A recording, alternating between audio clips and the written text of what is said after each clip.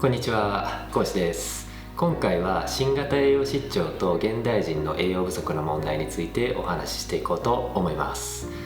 栄養失調と聞くと経済的な理由や病気などで栄養が足りなくなった状態を想像すると思います。自分は毎日3食欠かさず食べているし、病気でもないし、栄養失調については大丈夫だと思っている方がおそらくほとんどだと思います。新型栄養失調はカロリーが十分足りていて栄養過多の状態であっても、タンパク質やビタミン、ミネラルといった特定の栄養素の不足で起こってしまいます。原因は偏った食事です。日本の伝統的な和食ではビタミン、ミネラル、食物繊維などを自然に摂ることができ、昔の日本人はそれを毎日毎食食べていました。しかし洋食を食べる機会が増えたことで脂質やカロリーだけを偏って摂ってしまうようになりました。またスナック菓子やファーストフードなどのジャンクフード、白米や白砂糖などの生鮮食品、それから加工食品など低栄養の食品食材が増えていることも問題になっています。新型栄養失調のリスクが高い集団は20代女性、中年男性、高齢者と言われています。それぞれのリスクが高い理由としては、若い女性の場合食事制限や糖質制限などのダイエットをしている方が多くなります。中年男性、若い男性もそうだと思うのですが、インスタント食品や外食が多くなります。高齢者の場合、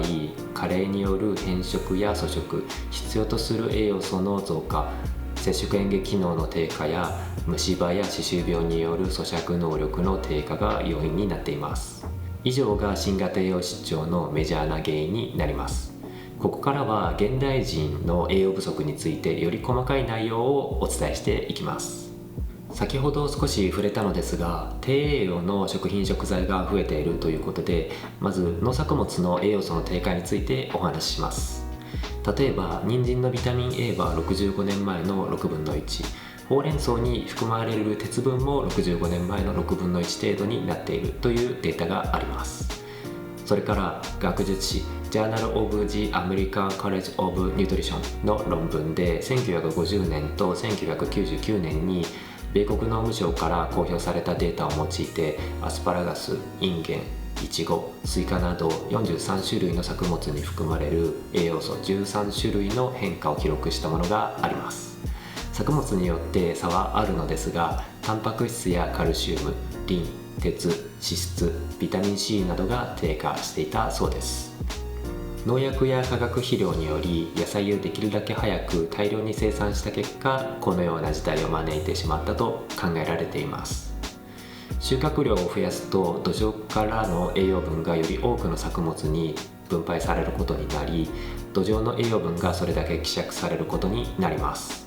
これは農家さんが悪いとかではなくて、ニーズに問題があって、作物に含有される栄養素ではなく、作物の重さや形、大きさで品定めがされているため、一般的な農家さんはそれらを目標に野菜を作っていくことになります。また農薬や化学肥料により土壌微生物が減少したことも問題視されています。植物は自分の力だけでは土壌のミネラルを吸収することはできません。菌根菌と根菌微生物との共生関係によって微生物はミネラル分を吸収できるようになります。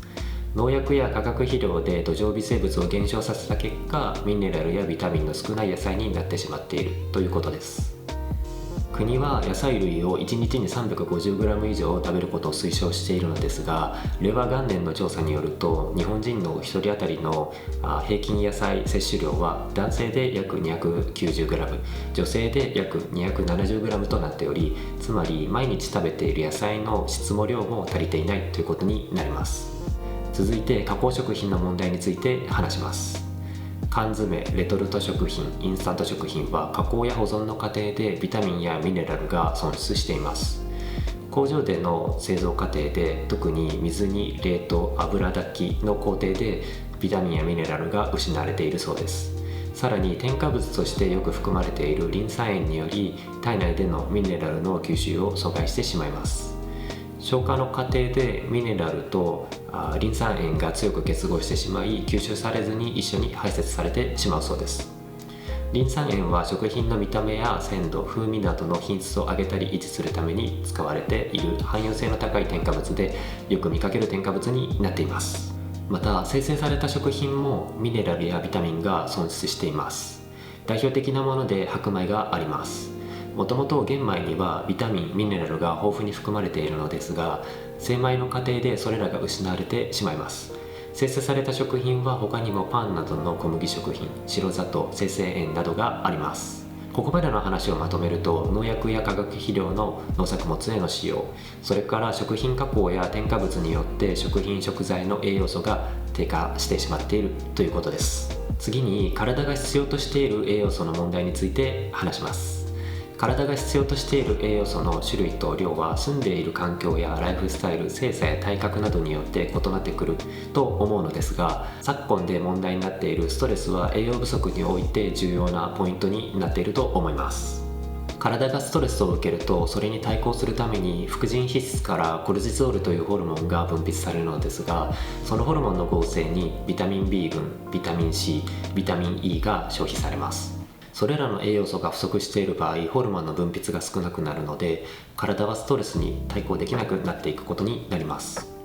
代表的な話でストレスの話をしましたが、社会毒のデトックスには普通に生活する以上の栄養素が必要になってくるということです。ここまでの話をまとめると、現代人の多くの人が食べ物の質と量が共に足りていなくて、その上社会毒などの問題で体が必要としている栄養素も不足しているということになります。医食同源というほど食べ物が体に与える影響は絶大です。もちろん食事だけでは全ての病気を治したり予防することはできないのですが、現代で増えている慢性病や体の不調の原因として栄養の問題はかなり重要だと思っています。ではこういった栄養素の問題にどうやって取り組んでいけばいいのかという話をしていこうと思うのですが、具体的な対策は個人の健康リテラシーのレベルや体の状態などによって異なってくると思います。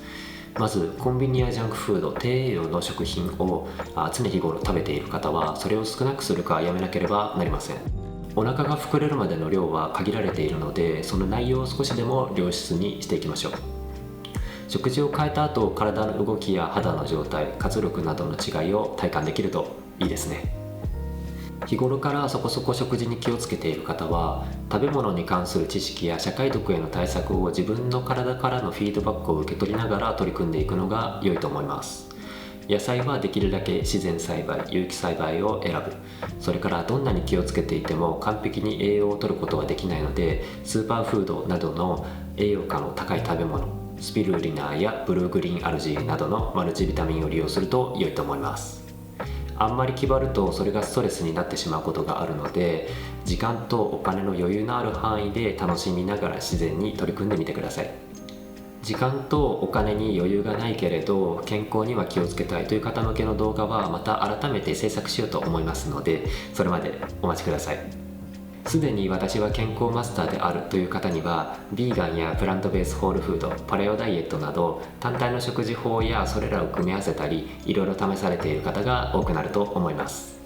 偏った食事は偏った栄養のリスクがあります。また食材には少し毒素が含まれていることがあります。それは肉も魚も野菜も果物もそうです。肉は吸収されやすいヘム鉄の鉄分、亜鉛などのミネラルが含まれていますが、抗生物質や農薬、遺伝子組み換えの飼料の懸念があります。